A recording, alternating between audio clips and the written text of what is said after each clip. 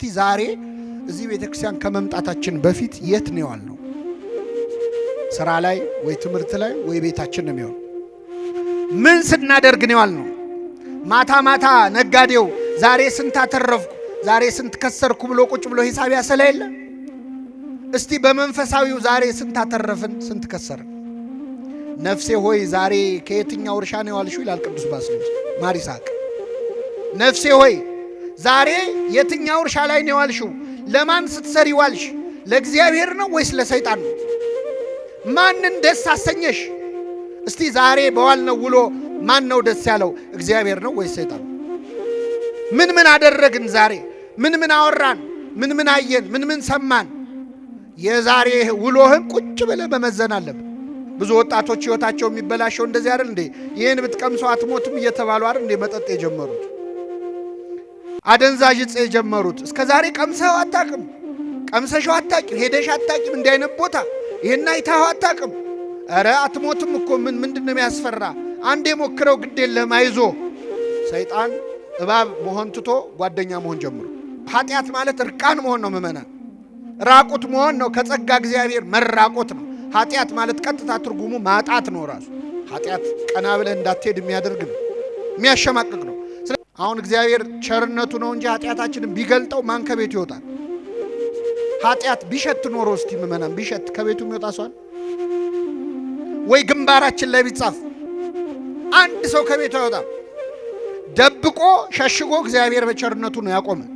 ብዙ ጊዜ አሁን ንስሐ መግባት ስናስብ የሚፈትነን ፈተና፣ አሁን እዚህ ጉባኤ መሃል ያላችሁ ሰዎች ንስሐ መግባት አትጠሉም፣ ትፈልጋላችሁ።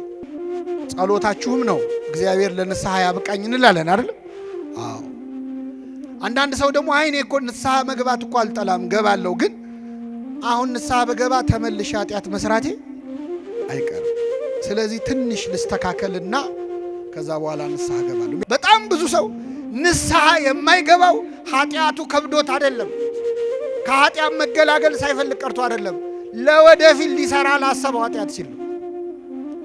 ክርስቶስ አሁን ሊፈርድ ቢመጣ ለምን ኃጢአት ሰራችሁ እኮ አይደለም የሚለው፣ ለምን ንስሐ አልገባችሁም ነው። ለምን ወደቃችሁ አይደለም፣ ለምን አትነሱ። እሱ ይቅር ማለት ሳይሰለቸው እንዴት እኛ ይቅር በለም ማለት ይሰለቻል? ኃጢአታችንን መናዘዝ አለብን። ኃጢአቱን የሚሰውር አይለማም ይላል። ኃጢአትን ስትደብቀው እግዚአብሔር ይገልጥብሃል፣ ስትገልጠው ይደብቅልሃል። ራስህን ስትከስ ከዲያብሎስ ክስ ትድናለህ። እዚህ ጋር ነው የቆሰልኩት፣ እዚህ ጋር ነው የታመምኩት፣ ሰይጣን ያፍራል። ስንት ዓመት አንተ ላይ የገነባውን የኃጢአት ግንብ ስትናዘዝ ይፈርስበታል። አንተም ሰላም ታገኛለህ። ናዘዘ አረጋጋ ነው፣ ኑዛዜ መረጋጋት ነው። ሰላም ታገኛለህ፣ እረፍት። ስለዚህ ኃጢአተኛ ሆነን ለምን ትዕቢተኛ እንሆናለን? ለምንድን ነው ገጽታችን የሚያሳስበን? ለምንድን ነው ጥሩ ሆኖ መታየት የሚያሳስብህ? እግዚአብሔር ፊት ብታጋልጠው ራስህን በመላእክቱ ፊት ከመዋረድ ትድናለህ።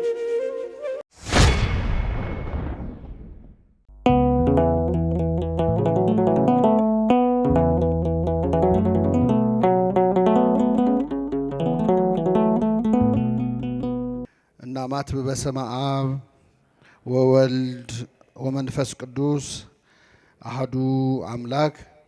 በስመ አብ ወወልድ ወመንፈስ ቅዱስ አሐዱ አምላክ አሜን። ክቡር አባታችን የዚህ ታላቅ ደብር አስተዳዳሪ፣ ክቡራን አበው ሊቃውንተ ቤተ ክርስቲያን፣ መምህራን፣ አባቶች፣ እናቶች፣ ወንድሞች፣ እህቶች እንዲሁም ሕፃናት በልዑል እግዚአብሔር ሰላምታ እንደምናመሻችሁ እንደምናመሻችሁ።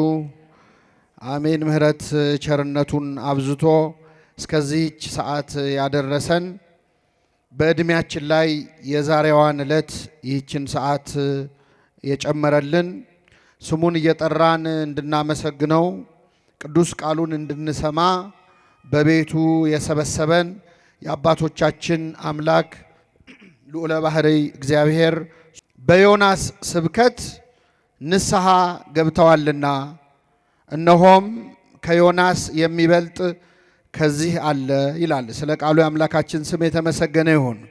በዮናስ ስብከት በሉ እስኪ ንስሐ ገብተዋል። ንስሐ ምንድን ነው? ለምን እንገባለን? እንዴት እንገባለን የሚለውን አስፍተን አምልተን እንማራለን። ግን ይህንን ርዕስ ብቻ አንዴ አስተውላችሁ ተመልከቱት። በዮናስ ስብከት ንስሐ ገብተዋል ነው ያለው ክርስቶስ። በማን ስብከት? ምን አይነት ስብከት ነው ዮናስ ያስተማረው? ምን አይነት ትምህርት ነው ያስተማረው? ሄዳችሁ መጽሐፍ ቅዱሱን ስታነቡ ዮናስ ያስተማረው አንድም ስብከት እንደሌለ ታገኛላችሁ። ዮናስ አንደኛ ወደ ነነዌ ሄዶ ለማስተማር ፈቃደኛ አልነበረም። ፈቃደኛ ያልነበረው በሁለት ምክንያት ነው። አንደኛ የነነዌ ሰዎች በእግዚአብሔር አያምኑም፣ አሕዛብ ናቸው፣ ጣዖት የሚያመልኩ የነበሩ ናቸው። እግዚአብሔርን ወደማያውቁ ሰዎች ሄደህ አስተምር ሲባል ቅር አለው፣ አዘነ። ምክንያቱም ነቢያት የተሾሙት ለእስራኤል እንጂ ከእስራኤል ውጭ ላሉ ለአሕዛብ ስላልሆነ።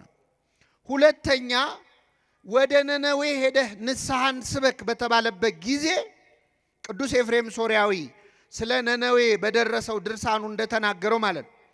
ዮናስ ወደ ነነዌ ሄዶ ሊያስተምር ሲል በዛ ሰዓት የሀገሩ ሰዎች እስራኤላውያን በኃጢአት እየተጨማለቁ ነበር። በኃጢአት፣ በስካር፣ በዝሙት ውስጥ ነበሩ።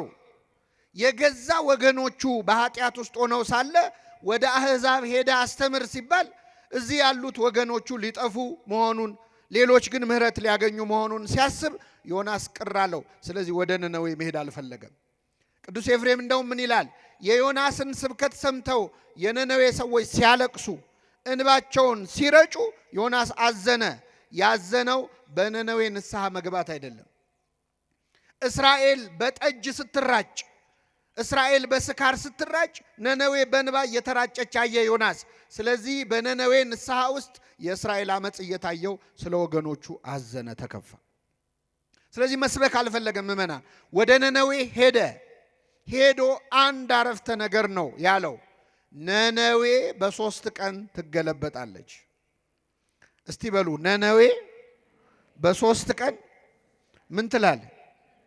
አሁን ይሄ ንግግር እስቲ ንስሐ ያስገባል? ንስሐ ግቡ አላለም። ኃጢአት ሰርታችኋል እንዲህ አድርጋችኋል አላለም። ሲጀመር እነዚህ ሰዎች እግዚአብሔርን አያውቁም። እግዚአብሔር የሚባል አምላክ አለ። ባህሩንና የብሱን ሰማይንና ምድርን የፈጠረ እግዚአብሔር የሚባል አምላክ አለ ብሎም አላስተማረም። እንዲህ ያለ ኃጢአት ሰርታችኋልና ንስሐ ግቡም አላለም። ስብከት እኛ የምናውቀው ስብከት ምንድን ነው? በክብር በግርማ አትሮንስ ተዘርግቶ መጽሐፍ ተገልጦ መምህር ገሌ፣ ዲያቆን ገሌ፣ አባ ገሌ ያስተምሩናል ተብሎ ወጥተው በክብር ሰላምታ ሰጥተው ርዕስ ነግረውን መጽሐፍ ቅዱስ ገልጠው ጠቅሰው እንዲህ ነው እንዲያ ነው ብለው ከዛ እንደዚህ አድርጉ እንዲያታድርጉ ብለው መፍትሄ ሰጥተውን ይወርዳሉ። ዮናስ የሰበከው ስብከት ርዕስ የለውም። ርዕሱም መግቢያው መውጫውም አንድ ነው። ነነዌ በ3 ቀን ምን ትላለ? ትገለበጣል። በዮናስ ስብከት ግን ንስሐ ገብተዋል አለ ክርስቶስ። በጣም ይገርማል። የነነዌ ሰዎች በዚህ ትውልድ ላይ ተነስተው ይፈርዱበታል። እኛ ስንት ስብከት ሰምተናል? ምእመናን ስንት ስብከት ሰማን እስከ ዛሬ? ስንት ትምህርት ተማርን? ቃለ እግዚአብሔር ምግብ ቢሆን እኮ እንደኛ ጠግቦ የሚያገሳ የለም። ስንት በዚህ ሰሞን ስንት ትምህርት ተማርን? ስንቴ ነው ንስሐ ግቡ የተባል ነው? ችግሩ ከነ መፍትሄው ስንቴ ተነገረን፣ ንስሐ ግን አልገባን። እንደውም ስብከቱን እናማርጣለን። የዛሬው ምንም አይልም እንላለን። የዛሬው ደግሞ አቤት ያስተማረው ትምህርት እንዴት ያለ ነው እንላለን። በትምህርቱ መለወጥተን ትምህርቱን ወደ መመዘን ሁሉ አድገናል። ቃለ እግዚአብሔር መለወጫ ሳይሆን እኛ የምንገመግመው ነገር ሆነ። የነነዌ ሰዎች ግን በዮናስ ስብከት ንስሐ ገብተዋል። እግዚአብሔር የምንማረውን ትምህርት የንስሐ ያድርግልን። እንደው ተስፋ ሰጪ እንኳን ስብከት እኮ አልሰበከም። በጣም ይገርማል። ነነዌ በ3 ቀን ምን ትላለ? ትገለበጥ። አሁን እኔ መሀል አዲስ አበባ አደባባይ ላይ ቆሜ አዲስ አበባ በ3 ቀን ትገለበጣለች ብል ምንድን ነው የምትሉት? ኧረ አንተኑ ይገልብጥል ይለኝ ይችላል ሰው። ምን ታሟርታለ ነው። ተስፋ እንኳን አልሰጣቸውም። ብትመለሱ ይቅርታ ታገኛላችሁ አላለም። የነነዌ ሰዎች ግን ስብከቱን አይደለም ያዩት፣ ራሳቸውን ነው። የቃሉን ማማር፣ አሰካኩን፣ አነጋገሩን፣ የሰባኪውን ማንነት አይደለም። ሊሰብካቸው የመጣው እኮ ተተፍቶ ነው እኮ በአሳ አንበሪ ተተፍቶ ነው የመጣው። መስበክ አልፈለገም፣ ማስተማር አልፈለገም። የግዱን ነው። የአንድ ቀን መንገድ ገብቶ ይላል ነነዌ በ3 ቀን ትገለበጣለች ነው የሚለው አይደለ? በስንት ቀን? ስለዚህ አንድ ቀን ገባ። ቶሎ ሰብኮ ሊወጣ ማን ነው? ስትገለበጥ አብሮ እንዳይገለበጥ ብዙም ፍላጎት የለውም። ገባ ብሎ እንደው አንድ የጮኸ ነነዌ በ3 ቀን ትገለበጣለች አለ። ከንጉሱ ጀምሮ እስከ ታች እስካል እንስሳቱ ሳይቀር ጾሙ፣ ጸለዩ። እኛ ጆሮአችንን የደፈነው ለንስሐ ምንድነው ነው? እንደዚህ አይነት ህዝብ አለ ለካ። በአንድ ስብከት ሊያውም ርዕስ በሌለው ቅርጽ በሌለው ትምህርት ጣዕም በሌለው ስብከት ንስሐ ይገባል። ንስሐ ይገባል። ጴጥሮስ ንስሐ የገባው ምርር ብሎ ያለቀሰው የምን ጮኸት ሰምቶ ነበር? ምን ሳይጮህ 3 ጊዜ ትክደኛለህ ተባለ። ምን ሲጮህ ሰምቶ ነው? የዶሮ ጮኸት ንስሐ አስገባው ጴጥሮስ። ዶሮ ጮኸ ብሎ ንስሐ ገባ። ዶሮ የተባሉ ሰባኪያን ናቸው፣ መምህራን ናቸው። ያው ዶሮ እንዳትሉን እንጂ ጠብቃችሁ አደራ። ዶሮ የተባሉ ሰባኪያን ናቸው። የዶሮ ጮኸት ሰምቶ ንስሐ ገባ። እኛ ግን ጮኸቱን ለምደነዋል። ንስሐ አንገባም። ይኸው እኛን ጮህባቸዋለን እየወጣን፣ እናንተ ንስሐ አትገቡም። ለምን? የኛም የዶሮዎቹም ችግር ነው። ዶሮ አይታችሁ ከሆነ ከመጮሁ በፊት ጠዋት ይነሳና መጀመሪያ ምን ያደርጋል? ያራግፋል። አቧራውን አራግፎ ነው የሚጮህ። አሁን ያለን ዶሮዎች አቧራችንን ሳናራግፍ ስለምንጮህ እናንተም ንስሐ ገቡ፣ እኛም መጮህ አናቆም። ስለዚህ የነነዌ ሰዎች በአንድ ስብከት በአንድ አረፍተ ነገር ንስሐ የገቡበት ነው። ቤተክርስቲያን ስለ ንስሐ ሳታስተምር ውላ አድራ አታውቅም። ምእመናን መንግስተ ሰማያት ቀርባለችና ምን አድርጉ? ንስሐ ግቡ ሳይባል ይውላል አይውል። ወንጌል ሲነበብ መንግስተ ሰማያት ቀርባለችና ንስሐ ግቡ ይባላል። እኛ ከንፈር እንመጣለን። ተሰጦ ላይ ይበል ህዝብ ተብሎ ከንፈር ምጠጡ አይልም። ግን ምእመናን ይላሉ ባሉበት፣ ንስሐ ግን አንገባም። ንስሐ የሁል ጊዜ ትምህርት ነው ምእመናን። አሁን ነነዌ የመጣበት በነገራችን ላይ አባቶቻችን እንደው በረከታቸው ይደርብን እንዴት አስተዋዮች እንደሆኑ ከዐቢይ ጾም ትንሽ ቀደም አድርገው ነነዌን የሚያመጡት የቀሩትን ቀናት ቅበላ ብለህ ስትበላ እንድትከርም አይደለም፣ ንስሐ እንድትገባበት ንስሐ እንድትገባ ነው። ለዐቢይ ጾም ተዘጋጅተህ የቀረውን 10 ቀናት እኔ በእውነት ዛሬ በምንማረው ትምህርት አንድ ሰው ንስሐ ቢገባ ለእኔ ለነፍሴ ይቅርታ ነው የማገኝበት። ሌላው ምንም ችግር የለም። አንድ ሰው ንስሐ ቢገባ ጽድቁ ቀርቶብን የነነዌ ሰው ሁሉ የአዲስ አበባ ሰው ቀርቶ እዚህ ግቢ ውስጥ ያለው ምእመን ንስሐ ከገባ ትልቅ ውጤት ነው። ንስሐ የሁል ጊዜ ትምህርት ነው። ጸጸት ማለት ነው በግዕዙ። በአማርኛው ጸጸት ምንለው፣ በግዕዙ ንስሐ ነሳ ወእግዚአብሔር እኒ ነሳህም ዘነበበ። አሁን እዚህ ላይ እግዚአብሔርም በነነዌ ላይ ሊያደርገው ከነበረው ጥፋት የተነሳ ተጸጸተ የሚለውን ነስሐ ይላል በግዕዙ። ንስሐ ማለት ጸጸት ማለት ነው። ምን አድርገን ነው የምንጸጸተው? አምላኬን እግዚአብሔርን በድየዋለሁ ብለን ስንጸጸት፣ ፈጣሪን አሳዝኘዋለሁ፣ ኃጢአት ሰርቻለሁ፣ አድርግ ያለኝን አላደረኩም፣ አታድርግ ያለኝን አድርግ ያለው ስንል ያ እውነተኛ ንስሐ ይባላል። ይህ ንስሐ ለሁላችን ያድለን። ሰውን ወደ መዳን የሚያደርሰው ሐዘን የተባለው ቅዱስ ጳውሎስ ያለው ሰውን ወደ መዳን የሚያደርሰው ሐዘን ንስሐ ይባላል። ይህንን እግዚአብሔር ይፈልገዋል። በድያለሁ ስንል እንግዲህ ከኛ መሃል ኃጢአት የሌለበት ሰው የለም። በቀን ውስጥ ኃጢአት ሳንሰራ አንውልም። በግብር የምንሰራው ኃጢአት አለ። እንሰርቃለን፣ እናመነዝራለን፣ ብዙ ወንጀሎች እንሰራለን፣ ሰነድ እንሰርዛለን፣ እንደልዛለን፣ ጉቦ እንሰጣለን፣ ጉቦ እንቀበላለን። እነዚህ በግብር የምንፈጽማቸው ኃጢአቶች ናቸው፣ ብዙ አይነት። ሰው ይህን ባይሰራ ደግሞ በቀን ውስጥ ይህን መስራት ባይችል ቢያንስ በአንደበቱ ግን ብዙ ክፉ ነገር ይናገራል። አንደበታችን ይሳደባል፣ እንሳደባለን። አቤት አሁንማ ስድብ ማዕረግ የሆነበት ጊዜ እኮ ነው። ጥሩ ተሳዳቢ ነው የሚከበረው እንደው። ስለዚህ እንሳደባለን፣ እንዋሻለን፣ እናማለን። ሐሜት አያድርግብኝ እንጂ ብለን እናማለን። አንዳንድ ሰው እጁን ታጥቦ የሚሰራው ኃጢአት አለ። እኔ ለማማት ብዬ አይደለም ብሎ ያማል። ይህም ኃጢአት ነው። በአንደበታችን ብዙ ኃጢአት በቀን ውስጥ እንሰራለን። ከቃል ብዛት ኃጢአት ሳይኖር አይቀርም ይላል መጽሐፍ። ብዙ በተናገርን ቁጥር ብዙ ኃጢአት እንሰራለን። ለዚህ ነው ሰው ለመናገር የዘገየ ዝም ለማለት ግን የፈጠነ ይሁን የተባለው፣ ለመስማት የፈጠነ ይሁን። ስለዚህ ብዙ በአንደበታችን ኃጢአት እንሰራለን። ሶስተኛው በሐሳባችን ነው። በግብር ባንሰራ፣ በአንደበታችን ባንሰራ፣ በሐሳባችን በቀን ውስጥ ብዙ ኃጢአት እንሰራለን። እንደውም ለመናገር የምናፍረውን፣ ለመፈጸም የማንደፍረውን በአንደበታችን ግን በሐሳባችን ግን የምናወጣው የምናወርደው ብዙ አይነት ኃጢአት አለ። ይህንን ኃጢአት በድያለሁ፣ አስቀይሜዋለሁ እግዚአብሔርን ብለን ስንጸጸት እውነተኛ ንስሐ ይባላል። ይህ ንስሐ እግዚአብሔር ለሁላችን ያድለን። ከተጸጸትን በኋላ ደግሞ ኃጢአታችንን እንድንናዘዝ ይፈልጋል። ንስሐ መጸጸት ነው። ግን ጸጸት በምንድን ነው የሚገለጸው? እግዚአብሔር ኃጢአታችንን እንድንናገር ይፈልጋል። እስቲ የመጀመሪያዎቹን በደለኞች ላስታውሳችሁ። የፈረደባቸው አዳምና ሔዋን። ያው የነሱ ስለተጻፈ ነው እንጂ እኛ ከነሱ የተሻለ ኃጢአት በብዛትም በጥራትም ሰርተናል አይደል? ግን ያው መጽሐፍ ቅዱስ ላይ ያለው የነሱ ነው። አዳምና ሔዋን ምንድን ነው የሰሩት? አትብሉ የተባሉትን ዕፀ በለስ ምን አደረው? በሉ። ሔዋንን እባብ መጥቶ ዕፀ በለስን መከልከላቸውን ስትነግረው እግዚአብሔር አትብሉ አለን ስትለው አየለም እንደሱ እኮ አምላክ እንዳትሆኑ ነው፣ ሞትን አትሞቱም አላት። ግድ የለሽም ብሎ መከራት ዲያብሎስ። ይሄ በነገራችን ላይ ሰይጣን ዛሬም እባብ ሆኖ ይመጣል እኛ ጋር። እባብ እንኳን አይሆንም አንዴ የተነቃ ዘዴ ስለሆነ፣ በተለያየ ሰው ግን ይመጣል። ጓደኛ ሆኖ ይመጣል፣ ዘመድ ሆኖ ይመጣል፣ የቅርብ ወዳጅ ሆኖ ይመጣል። ብዙ ወጣቶች ህይወታቸው የሚበላሸው እንደዚህ አይደል እንዴ? ይሄን ብትቀምሰው አትሞቱም እየተባሉ አይደል እንዴ መጠጥ የጀመሩት፣ አደንዛዥ ዕፅ የጀመሩት። እስከ ዛሬ ቀምሰው አታውቅም፣ ቀምሰሽው አታውቂም፣ ሄደሽ አታውቂም እንዲህ አይነት ቦታ ይሄን አይተኸው አታውቅም። ኧረ አትሞቱም እኮ ምንድን ነው የሚያስፈራ? አንዴ ሞክረው ግድ የለህም አይዞ። ሰይጣን እባብ መሆን ትቶ ጓደኛ መሆን ጀምሯል። ስለዚህ ሔዋን የእባብን ምክር ሰማች፣ ዕፀ በለስን በላች። እንኳን አምላክ ልትሆን ሰው መሆንም አልቻለችም። ከዛ በኋላ ክብራቸው ጸጋቸው ምን አለ? ተገፈፈ። እርቃናቸውን ቀሩ። ኃጢአት ማለት እርቃን መሆን ነው ምእመናን፣ ራቁት መሆን ነው። ከጸጋ እግዚአብሔር መራቆት ነው። ኃጢአት ማለት ቀጥታ ትርጉሙ ማጣት ነው። ራሱ እግዚአብሔርን ማጣት ነው። ተጎሳቆሉ። ይህን ጊዜ አዳም በገነት ዛፎች ውስጥ ተሸሸገ ይላል።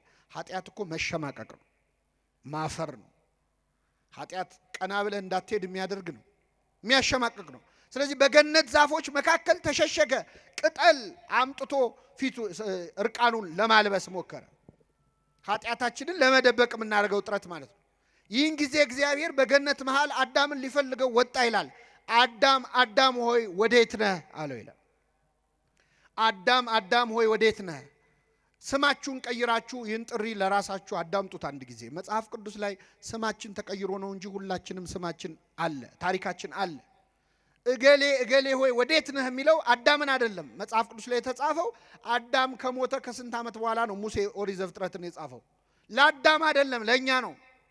የት ነው ያለው ይላል እያንዳንዳችንን እግዚአብሔር ማለት ያለንበት ጠፍቶት አይደለም። ምን እየሰራ ነው ነው?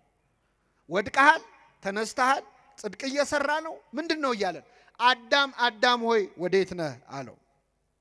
እግዚአብሔር አዳም ያለበትን ቦታ ያውቃል አያውቅም? ያውቃል። ይህን ጊዜ አዳም ራቁቴን ስለሆንኩኝ ፈራው ተሸሸኩም አለ። ከኔ ጋር ናችሁ ምእመናን? እግዚአብሔር ከሁላችን ጋር ይሁን። ራቁቴን ስለሆንኩኝ ምን አልኩ? ፈራው ተሸሸኩም አለ። አሁን አዳም ኃጢአቱን ተናገረ አልተናገረ? መልሱልኝ። አልተናገረም። የአዳም ኃጢአት ራቁቱን መሆን ነው እንዴ? ምን ማድረግ ነው? ዕፀ በለስን መብላት ነው። ኃጢአቱን ትቶ ኃጢአቱ ያመጣውን ችግር ነው ያወራው። ራቁቴን ስለሆንኩኝ ፈራው አለ። ራቁቱን መሆኑን አይደለም መናገር ያለበት፣ ዕፀ በለስን በላው ነው ማለት ያለበት። ብዙ ጊዜ ንስሐ አባቶቻችን ፊት ቀርበን ኃጢአቱን ትተን ኃጢአቱ ያመጣውን ችግር የምናወራ ሰዎች አለ። አባ ይሄ መጠጥ እኮ ጤና አሳጣኝ ይላል። ምን አመጣው? ሰካራም ነኝ ነው የሚባለው አይደል? መጀመሪያ ቀጥታ ኃጢአቱን ነው። ኃጢአቱን ዘሎ ኃጢአቱ ያመጣውን ችግር ተናገረ። እግዚአብሔር ደግሞ ጠየቀው፣ ራቁትህን መሆንህን ማን ነገረህ? አትብላ ካልኩ ዛፍ በላህን አለው። ይገርም። እምቅድመ ይፍጥሮ ለአዳም ያምር ግብሩ ይላል። አዳምን እኮ ያውቃል ሳይፈጥረው እንደሚበድል። መረጃ አይደለም እግዚአብሔር እየጠየቀ ያለው፣ እመን ኃጢአትህን አፍ አውጥተህ በድያለሁ በለኝ ነው የሚል። ይህን ጊዜ አዳም ምን አለ? ረዳት ትሁንህ ብለህ የሰጠኸኝ ሴት ከዛፉ ሰጠችኝና በላሁ አለ። አሁን ተናገረ አልተናገረ? ተናገረ። ከዛፉ ሰጠችኝና ምን አልኩ? በላሁ ነው ኃጢአቱ። ከዛ በፊት ያለው ንስሐ ሳይሆን ክስ ነው። ማንን የከሰሰው? መልሱልኝ። ሔዋን። አንደኛ ተከሳሽ ሔዋን ነች። ሁለተኛ ተከሳሽ ክብር ይግባውና እግዚአብሔር። ረዳት ትሁንህ ብለህ ምን ያልከኝ አንተ እሷን ባሰጠኝ እሷን ማሰጠኝም እኔ ምን አልልም። አልበላም። ስለዚህ ሁለተኛ ተከሳሽ እግዚአብሔር። አንዳንዴ ኃጢአት እንሰራና ወይ ሰው እንከሳለን። ጓደኛዬ ገፋፍቶኝ፣ እገሌ ገፋፍቶኝ፣ እንዲናርግ ብላኝ፣ ይሄ በሰው ስናመካኝ። ሁለተኛ እግዚአብሔር ላይ እናመካኛለን። ደስ ብሎን የሰራነውን ኃጢአት ምን ነው ተውከኝ እንዲህ ሲሆን ደስ ብሎ እኮ ነው ያረከው አንተ። በነፃ ፈቃድ የሰራውን ኃጢአት እግዚአብሔር ላይ መልሶ መስጠት ማለት። ስለዚህ ረዳቱን ብለ የሰጠኝ ሴት ከዛፉ ሰጠችኝ። በጣም ይገርማል። የሰጠኝ ሴት በሉ እስኪ አይሰማም። የሚገርም እኮ ነው። ሔዋንን ያገባት ሰሞን አዳም ምን ሲል ነበር? የሰጠኝ ሴት አይደለም አጥንትሽ ስጋሽ። ይኸውላችሁ ትዳር ሲጀመር አጥንቴ ስጋዬ አካሌ ይላሉ ባሎች። ከዛ ትንሽ ሲቆዩ እቺ ሴት ይላል፣ የሰጠኝ ሴት ይላሉ። ሲቀዘቅዝ ማለት ነው ፍቅር። መጀመሪያ ግን አካሌ ነው አጥንቴ ነኝ። አጥንቴ ሰጠችኝና በላሁ አላለም። አካሌ ሰጠችኝና በላሁ አላለም። የሰጠኸኝ ሴት አለ። ለእግዚአብሔር መልሶ ሰጠው። እግዚአብሔር ይህንን አዳም የከሰሰውን ክስ ሲሰማ እንዴ ሔዋን ላይ ዞሮ አንቺ ምን ሆነሽ ነው የሰጠሽው? ለምን ሰጠሽው አላላት። ያደረግሽው ምንድነው አላት። እስኪ በሉ ያደረግሽው የአዳምን ወሬ ይዞ ሔዋን ላይ የሚጮህ አምላክ አይደለም እግዚአብሔር። ከሰው ወሬ ሰምቶ ሌላው ሰው ላይ የሚጮህ አምላክ አይደለም። የሱን ሰማ ጥሩ አለና ወደ አዳም ዞረ፣ ወደ ሔዋን ዞረ። ያደረግሽው ምንድነው አለ። እያንዳንዱ ሰው የየራሱን ታሪክ እንዲተርክ እድል የሚሰጥ አምላክ ነው። እሺ አንቺ ደግሞ ተናገር፣ ያደረግሽው ምንድነው አለ። እሷ ደግሞ እባብ አሳተኝና በላው አለች። እኛ ሰይጣን አሳሳተኝ እንደምንለው ማለት ነው። ያም ሆነ ግን እግዚአብሔርን ሁሉ ጥያቄ የሚጠይቀው ለምንድን ነው ካላችሁ ኃጢአታችንን እንድንናዘዝ እንድናምን ማን ይፈልጋል? እግዚአብሔር። ቃየንም ወንድሙን አቤልን ገደለ። እግዚአብሔር ተገልጦ ምን አለው? ወንድም አቤል ወዴት ነው አለው። ያውቃል እኮ እንደገደለው። እግዚአብሔር መረጃ አይደለም የሚፈልገው፣ እንዲያምንለት ይፈልጋል። ወንድም አቤል ወዴት ነው አለው። የወንድሜ ጠባቂው እኔ ነኝ አለ። እግዚአብሔር ኃጢአታችንን የምንናዘዝበት የምናምንበትም ብርታት ለሁላችን ያድለን። ይህን ካልን ምእመናን ኦርቶዶክሳውያን ምእመናን ኃጢአታችንን ንስሐ ለመግባት ለመጸጸት፣ መቼስ ማንም ሰው ኃጢአት ሰርቶ ደስ ሊለው አይችልም። መሸማቀቁ አይቀርም። ቅጠሉስ መደበቁ አይቀርም። ቀና ብሎ ለመሄድ ማፈሩ አይቀርም። አሁን እግዚአብሔር ቸርነቱ ነው እንጂ ኃጢአታችንን ቢገልጠው ማን ከቤቱ ይወጣል? ኃጢአት ቢሸት ኖሮ እስቲ ምእመናን ቢሸት ከቤቱ የሚወጣ ሰዋል ወይ? ግንባራችን ላይ ቢጻፍ አንድ ሰው ከቤቱ አይወጣም። ደብቆ ሸሽጎ እግዚአብሔር በቸርነቱ ነው ያቆመ። ኃጢአትን ብትጠባበቅ አቤቱ ማን ይቆማል እንዳለ። ኃጢአታችን ካሸማቀቀን ግን ማድረግ ያለብን ተስፋ መቁረጥ አይደለም። ማድረግ ያለብን ማዘን አይደለም። ራስን መጥላት አይደለም። ያንን ኃጢአት ተበቀሉት። በምን? በንስሐ። ኃጢአታችንን ብንናዘዝ ሊያነጻን የታመነ ነው ነው የሚለው። የነነዌ ሰዎች ሳይሰበኩ ንስሐ ከገቡ እናንተ እንዲየተነገራችሁ ለምን አትወስኑ? ሄደና ኃጢአቱን ተበቀለ። የነነዌ ሕዝብ ሁሉ ወድቆ ተነስቶ ይቅር በለኝ ብሎ ኃጢአታችንን በመናዘዝ ነው የምንበቀለው። እግዚአብሔር እንድንጸጸት ይፈልጋል አንደኛ፣ ሁለተኛ እንድንናዘዝ ይፈልጋል። እንድንናገረው ይፈልጋል። ለማን ነው የምንናገረው? አሁን ብዙ ጊዜ ኦርቶዶክሳዊት ቤተክርስቲያናችን ኃጢአታችንን እንድንናዘዝ የምታዘን ለማን ነው? አይሰማም። ለንስሐ አባቶቻችን እና አንዳንድ ሰው በቀጥታ ለእግዚአብሔር ብነግረው ኃጢአቴን ይቅር አይለኝም ወይ? ለምንድን ነው ለካህን የምንናገረው የሚሉ ሰዎች አሉ። በጣም ይገርማቸዋል። እንደው ልብ ቢኖረን ኖሮ ማለት የነበረብን አረ ለእግዚአብሔር ከሚሆን ለሰው ይደረግልን ነበር። ከሰውና ከእግዚአብሔር የሚያስፈራው ማን ነው? ማንም ያስፈራው ጀብዱ የሰራን ይመስል ማለት ነው። በቀጥታ በነገረው ውስጥ ምን ደና ነገር ያረክ መሰለን። በጣም ይገርማል። እስራኤላውያን ምን አረጉ መሰላችሁ? ሙሴ 570 ጊዜ እግዚአብሔርን አናግሮ እየመጣ ያናግራቸዋል። ከዛ እስከ መቼ ባስተርጓሚ አሉ አመጹ። ከዚህ በኋላ በአንተ በኩል እንዲያናግረን አንፈልግም፣ እግዚአብሔርን ራሱ ወርዶ ያናግረን አሉ። ሙሴ ትሁት አይደል? እሺ ይሁን በቃ ብሎ ጸለየ ወደ እግዚአብሔር። ጌታ ሆይ እናናግረው ብለዋል አለ ነው። በጣም ጥሩ። 3 ቀን ራሳቸውን ይቀድሱ፣ ሰውነታቸውን ከኃጢአት ይከልክሉ፣ ወደ ተራራው ስር ይምጡ፣ እኔ ያናግራቸዋለሁ። እሺ አሉ። እስራኤላውያን ታጠቡ፣ ታጠኑ፣ ከኃጢአት ተከለከሉ። ማንን ሊያናግሩ? እግዚአብሔር መጣ ወደ ሲና ተራራ ላይ። እግዚአብሔር ወደ ተራራው ሲመጣ ተራራው ነደደ። ምእመናን ነደደ። የሲና ድንጋዮች በነገራችን ላይ አሁንም ድረስ ከሰል ናቸው። የሲና ተራራ ድንጋዩ ከሰል ነው። እግዚአብሔር በእሳት በጭጋግ በደመና ወረደ እና ተራራው መንቀጥቀጥ ጀመረ። ሕዝቡ ፈሩና ወደ ሙሴ ዞረው ሙሴ ሙሴ ሆይ ከዛሬ ጀምሮ አንተ አናግረን እንጂ ማን ያናግረናል? እግዚአብሔር ያናግረን። እኛ ግን ኃጢአት ሰርተን እኔ በቀጥታ ብነግረውስ ምን አይነት ድፍረት ነው? ለምን መሰላችሁ እንደዚህ የምንዳፈረው? እግዚአብሔር ስለማይታይ የማያይ ይመስለናል። እስመ አይነ ሰብ ያፈርሆሙ ይላል። የሰው አይን ይፈራሉ፣ የእግዚአብሔር አይን ግን ከሺህ ፀሐዮች በላይ እንደሚያበራ ያውቁ። እኛ ኃጢአት ስንሰራ እንዳያየን የምንፈራው ሰውን ነው። ግን ማን ያያል? ጨለማ ውስጥ ብትደበቅ ጨለማ በሱ ዘንድ አይጨልምም። ከሰማይ ከምድር ከብርሃን ከጨለማ መደበቅ አይቻልም። እግዚአብሔር በሁሉ ውስጥ አለ እና ኃጢአት ስንሰራ ያላሰብነውን እግዚአብሔር ንስሐ ሲሆን ነው ወይ የምንጠይቀው? ለሱ በቀጥታ ልንገረው። ባጭሩ ግን ምእመናን በኦርቶዶክሳዊት ቤተክርስቲያናችን ትምህርት መጽሐፍ ቅዱስን መሰረት አድርጋ ንስሐ የምንገባው የምንናዘዘው 3 ጊዜ ነው። ስንት ጊዜ? 3 ጊዜ ነው። አንደኛ ለራሳችን፣ አንደኛ ለራሳችን። በዚህ በሉቃስ ወንጌል ምዕራፍ 15 ላይ ከአባቱ ቤት የጠፋው ያ ልጅ ታሪክ ተጽፏል። ይህ ልጅ አባቱን ንብረት ካወደመ በኋላ ባዶ እጁን ቀርቶ በአሳማ በረት ውስጥ ቁጭ ብሎ ሳለ ይላል ተጸጸተ፣ ወደ ልቡ ተመለሰ፣ ንስሐ ተሰማው። ይህን ጊዜ በአባቴ ቤት እንጀራ የሚተርፋቸው አገልጋዮች ስንት ናቸው? እኔ ግን እዚህ በኃጢአት በረሃብ እሰቃያለሁ። ስለዚህ አሁኑኑ ተነስቼ ወደ አባቴ እሄዳለሁ፣ እንዲህ ብዬ ነግረዋለሁ። አባቴ ሆይ በሰማይና በፊት በደልኩ፣ ከእንግዲህ ወዲህ ልጅህ ተብዬ ልጠራ አይገባኝም፣ ከአገልጋዮችህ አንዱ አድርገኝ እለዋለሁ አለ ይላል። ይህንን የተናዘዘው ለማን ነው? ለራሱ ነው። ስለዚህ ምእመናን ወደ ንስሐ አባት ከመሄዳችን በፊት ወደ እግዚአብሔር ይቅር በለኝ ከማለት በፊት ቁጭ ብሎ ሰው ራሱን መመዘን አለበት። ምን ሳረግ ነው ያልኩት? እስቲ ዛሬ እዚህ ቤተክርስቲያን ከመምጣታችን በፊት የት ነው ያልነው? ስራ ላይ ወይ ትምህርት ላይ ወይ ቤታችን ነው የሚሆን? ምን ስናደርግ ነው ያልነው? ማታ ማታ ነጋዴው ዛሬ ስንት አተረፍኩ ዛሬ ስንት ከሰርኩ ብሎ ቁጭ ብሎ ሂሳብ ያሰላ የለ? እስቲ በመንፈሳዊው ዛሬ ስንት አተረፍን ስንት ከሰርን?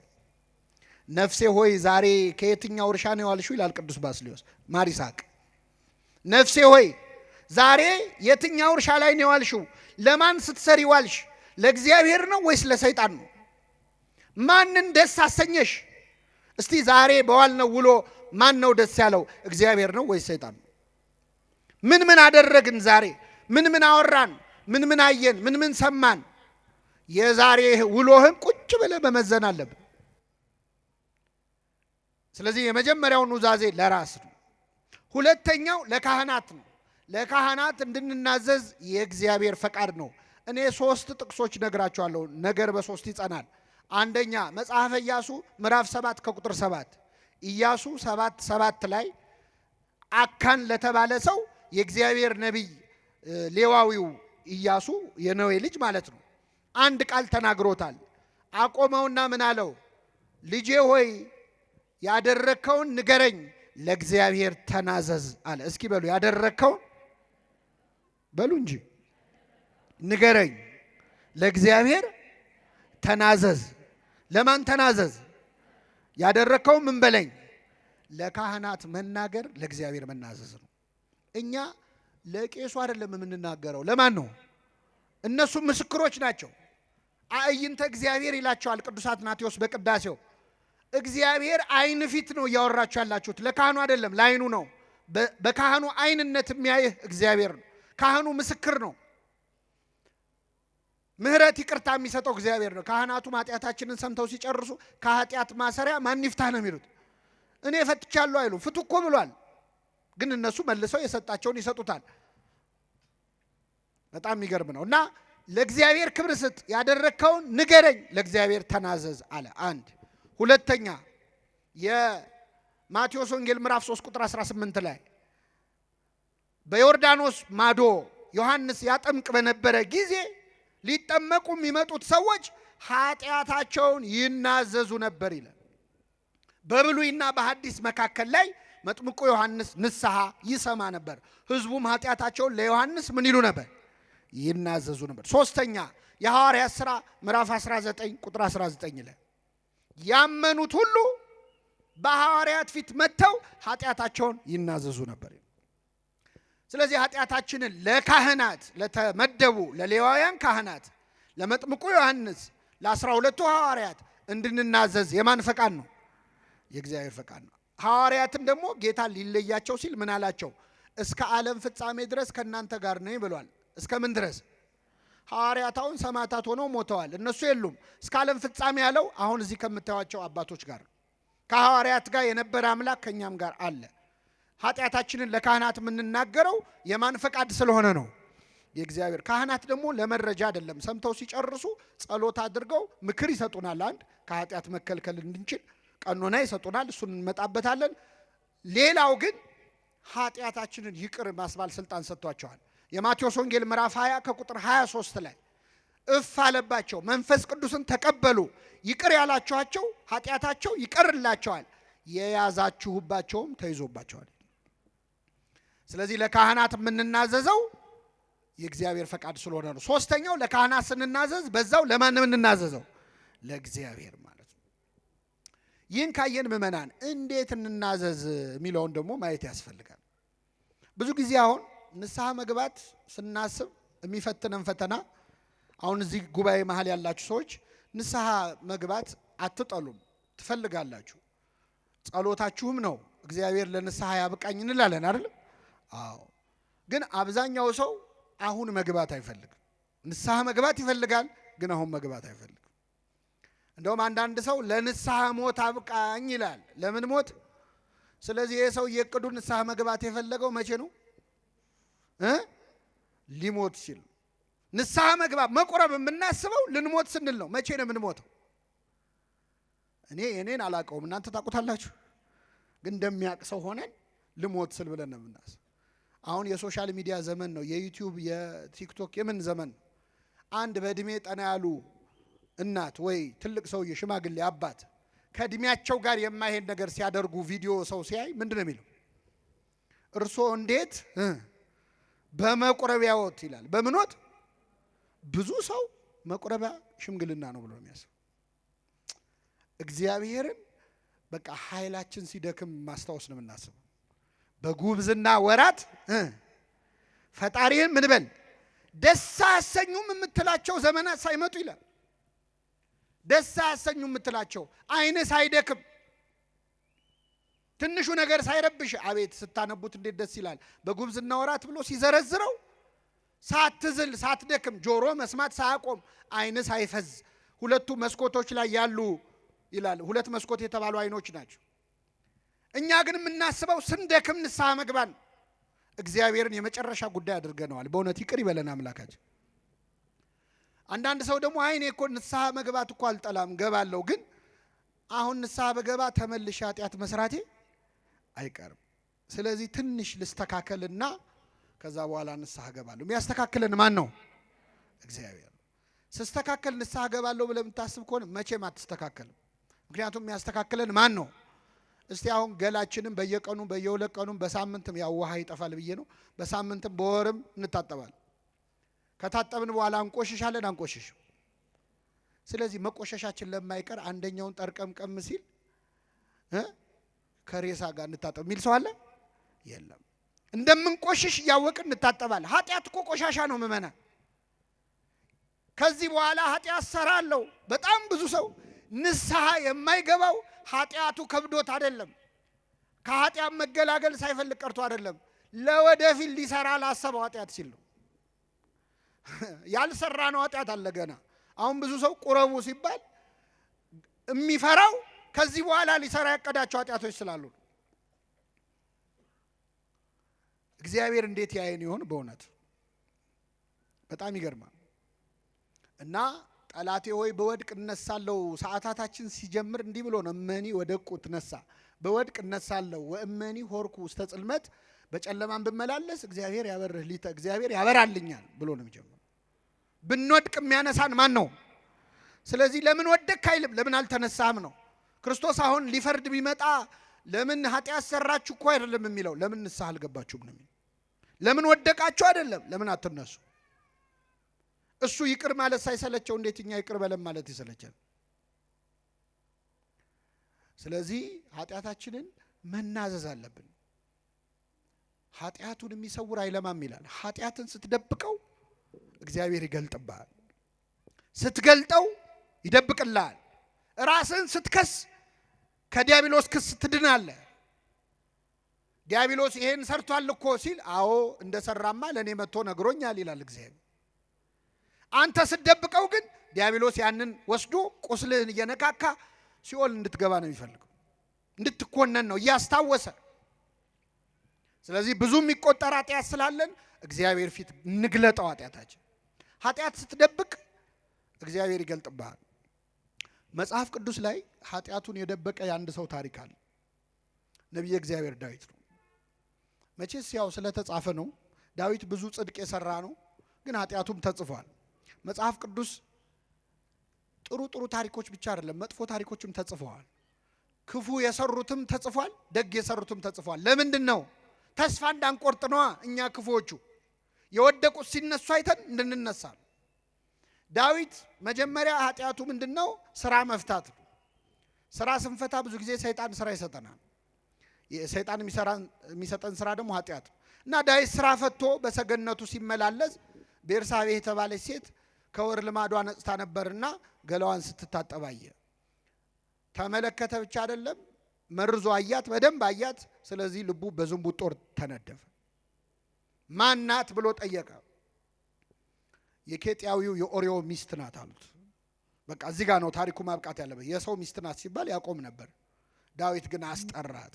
ብዙ ጊዜ ማመንዘር የሚመጣው ባለትዳር ነው። ባለትዳርና ከተባለ በኋላ ጨዋታው ይቀጥላል። የሰው ሚስት ናት ሲባል ማቆም አለበት። ዳዊት ግን አስጠራት፣ አስመጣት፣ አስነወራት። መጽሐፍ ቅዱስ ባልና ሚስት የሚያደርጉትን ሩካቤ አወቃት ይላል። አዳምም ሚስቱን ሔዋንን አወቃት፣ አብርሃምም ሳራን አወቃት ይላል። በጋብቻ በሕግ ከሆነ፣ ከሕግ ውጭ ከሆነ ግን አስነወራት፣ ደረሰባት ነው የሚለው። ስራው አንድ ነው፣ እግዚአብሔር ግን ሁለት አድርጎ ነው የሚያየው። ስለዚህ አስነወራት። ይቺ ሴት በአጋጣሚ ከወር ልማዷ ነጽታ ነው አይደል ስትታጠብ የነበረው። ስለዚህ ጸነሰች እና ማርገዟን ላከችበት። አሁን አስቡት፣ ዳዊት የወታደር ሚስት ቀምቶ ደፈረ ቢባል ለስሙ ጥሩ ነው አይደል? እችን ነገርማ ማረም አለብኝ ብሎ ኬጢያዊ ኦርዮን አስጠራው ከጦር ሜዳ። እቅዱ ምንድነው? መጥቶ ከሚስቱ ጋር ያድራል፣ ያው ጽንሱ ከሱ ነው ይባላል ማለት ነው።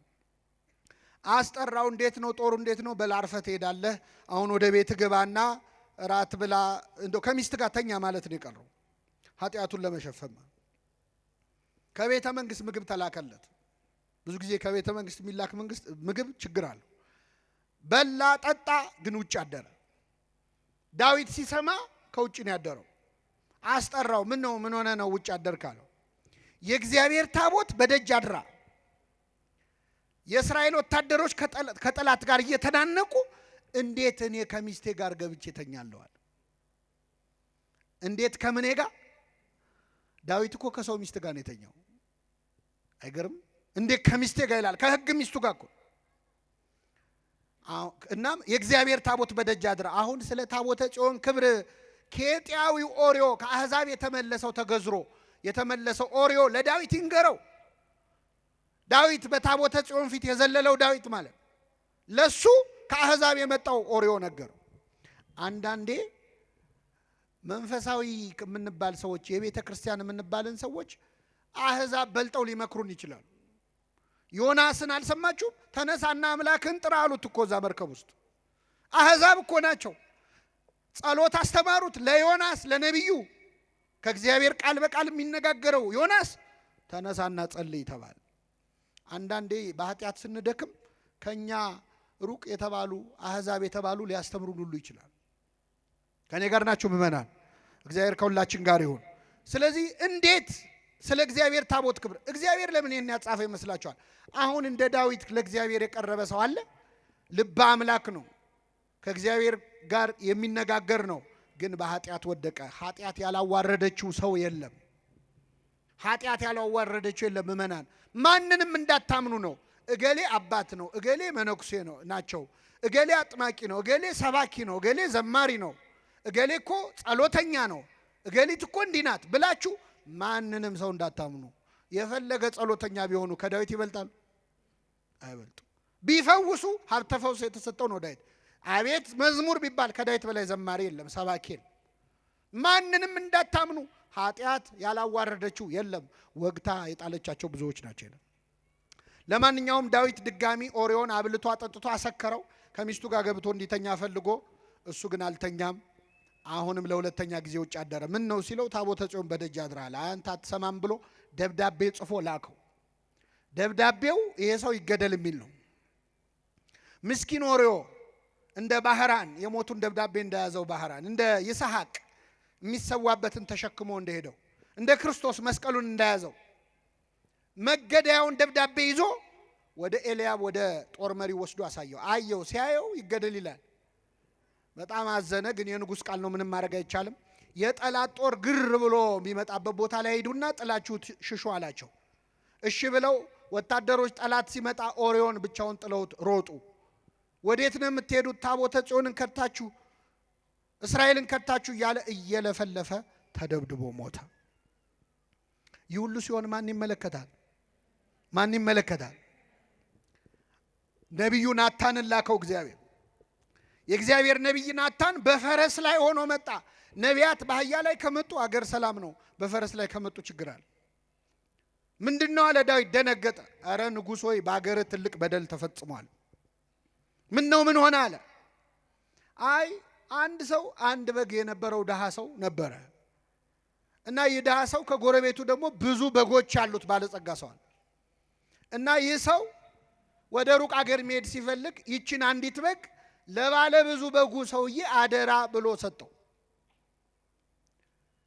ይህ ሰው እሺ ብሎ ተቀበለ። ከዛ እንግዳ መጣበት። እንግዳ ሲመጣበት ብዙ በጎቹ መሃል አንዱን ማረድ ሳስቶ ይህ ሰው አደራ ብሎ የሰጠውን በግ አረደበት። ምን ይመስልሃል ንጉሥ ሆይ አለው። ይህ ሰው ምናምንቴ ነው አለ። ስለ አንድ ፈንታ 4 እጥፍ ይመልሳል። ስንት እጥፍ? ንጉሥ ሆይ ያ ሰው አንተ ነህ አለው። ንጉሥ ሆይ የፈረድከው በማ ላይ ነው? በራስ ላይ ነው።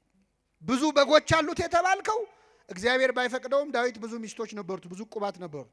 እግዚአብሔር አንድ ሰው ለአንድ ሰው ነው ያለው። ዳዊት ግን ብዙ ሚስት ነበረው። አንተ ነህ። አንዲት በግ አለው የተባለው አንተን አምኖ ጦር ሜዳ ሄደው ኦርዮ ነው።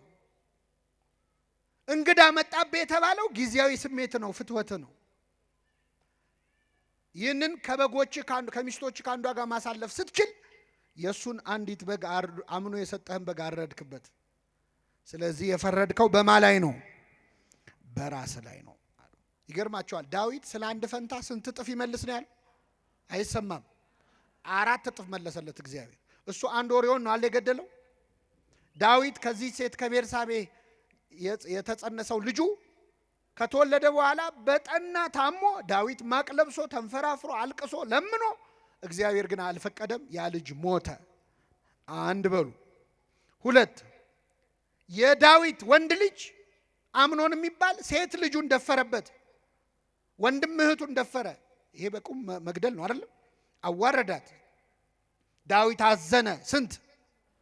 2 3 ይህ ደፋሪውን ልጅ ሌላው የዳዊት ልጅ አቤሴሎም እንዴት እህቴን ይደፍራል ብሎ ተነስቶ ይህን ደፋሪውን አምኖንን ገደለው። ስንት ሆነ? 4 አቤሴሎም ዳዊት ላይ አምጾ በጦር ሜዳ ሞተ። ስንት ሆነ? 4 አንዳንዴ እግዚአብሔር የማይሰማ መስሎን እንዲያርግብኝ እንዲጨምርብኝ ይላል። ይሰማል። እግዚአብሔር ይሰማል። አሁን ይህን ሁሉ ታሪክ ያነሳውን ለምንድን ነው? ዳዊት ሰው እስከ ማስገደል የደረሰው ኃጢአቱን ለመሰወር ነው። እና መጥቶ ገለጠበት። እግዚአብሔር ሲገልጥበት ምን አለ? አቤቱ እንደ ቸርነትህ መጠን ማረኝ። ዳዊት ጸሎት ያውቃል። አያችሁ፣ ሲያየው ኃጢአቱ አዋጣው። እንደ ኃጢአቴ መጠን አይደለም። እንደ ምን መጠን? እንደ ቸርነት መጠን ማረኝ። እንደ ይቅርታ ብዛት መተላለፌን ደምስሳል። በደሌ አያዋጣኝም፣ አንተ ፊት አያቆመኝም፣ ልትምረኝ የሚገባኝ አይደለሁም። እንደ ምህረትህ ብዛት መተላለፌን ደምስስ፣ ከበደሌም ፈጽሞ ጠበኝ፣ ከኃጢአቴም አንጻኝ። እኔ መተላለፌን አውቃለሁና ይኸው አምኛለሁ። ኃጢአቴም ሁል ጊዜ በፊቴ ነው አለ። የሰራሁትን ኃጢአት አልረሳውም፣ ሁሌ ያስታውሰዋል። አንተን ብቻ በደልኩ አለ። ንጉሥ አድርገህ ሾመኛል፣ ከኔ በላይ አለቃ የለም። አንተ ነው ያለው። አንተን ብቻም በደልኩ። ብበድልስ አንተን መሐሪውን አይደል? ይቅር ባዩን አይደል ወይ? አንተን እኮ ነው የበደልኩት። በፊትህም ክፋትን አደረግኩ፣ በነገርህ ትጸድቅ ዘንድ በፍርድም ንጹሕ ትሆን ዘንድ። ሁሉ ይበድላል ብለህ የተናገርከው እውነት ሆኖ ይገኝ ዘንድ ይኸው እኔም በድዬ ተገኘው። ሁሉም ለካ የረከሰ ነው አለ ዳዊት። ይህንን ሁሉ ኃጢአት ውስጥ የገባው ግን ኃጢአቱን ለመደበቅ ነው። ኃጢአቱ ተደበቅ አልተደበቀም። እንኳን ሊደበቅ የብስራተ ገብርኤል ምእመናን ቁጭ ብላችሁ የዳዊትን ኃጢአት እየሰማችሁ ነው አይደል? የሰው ሚስት እንዲያርጎ እኔ ገና ሌላ ደብረ ሄጄ እናገራለሁ። እሱ የዛ ዘመን ሰው እንዳይሰማ ነው የፈለገው አይደል? መማሪያ ያደረገው እግዚአብሔር። መማሪያ ከመሆን ይሰውረን። አይገርምም? የዘር ሐረጉ እንኳን ሲዘረዘር መች ለቀቀው? አብርሃም ይስሐቅን ወለደ፣ ይስሐቅም ያዕቆብን ወለደ ብሎ እሴይም ዳዊትም ከኦሪዮ ሚስት ሰሎሞንን ወለደ ይላል። ከማን ሚስት እስቲ በሉ? ከኦሪዮ ሚስት ማንን ወለደ? ሰሎሞንን ወለደ። እዚህ ውስጥ ዳዊትንም የኦሪዮ ሚስትንም እግዚአብሔር እንዳዘነባቸው ያሳያል። ዳዊትን ከኦሪዮ ሚስት ብሎ በኃጢአት መውለዱን ገለጠበት።